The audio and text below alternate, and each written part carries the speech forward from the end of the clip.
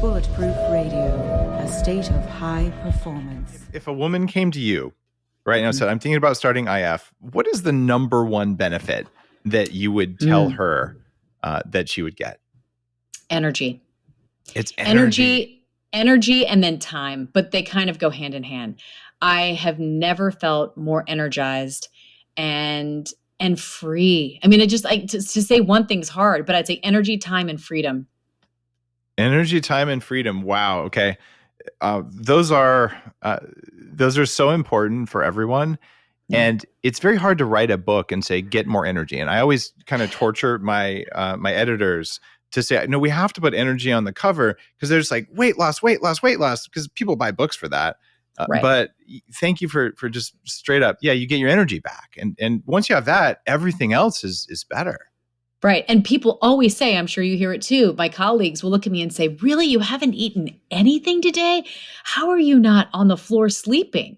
And I say, it's the opposite. Do you see how much energy I have? I swear it's counterintuitive. I know you think you have to eat to have energy, but that's not the way it is. And so I have people constantly scratching their heads, especially those of us who work early morning hours. There is a tendency to overeat. Your cortisol levels are probably down because you haven't slept as much as you should have, or at least they're askew. And then you end up just going in for like the sugary yogurt or the donut, because we got a Krispy Kreme that just opened in Times Square. So I see but a lot of my colleagues, having those sugary drinks and eating yogurt and donuts, asking me how I can stand not to eat. But I'm looking at them thinking, oh, if you just put that down, you'd feel 100,000 times better. It's one of those things where I still practice patience and I don't say it. But I'm always just kind of sad when I see someone who's really heavy with the donut and the diet soda or regular soda, because it was me. Right? Like I was that 300-pound guy doing exactly that, and I just didn't know better. But I know if I walk up and say something, it's actually not kind, and you never do.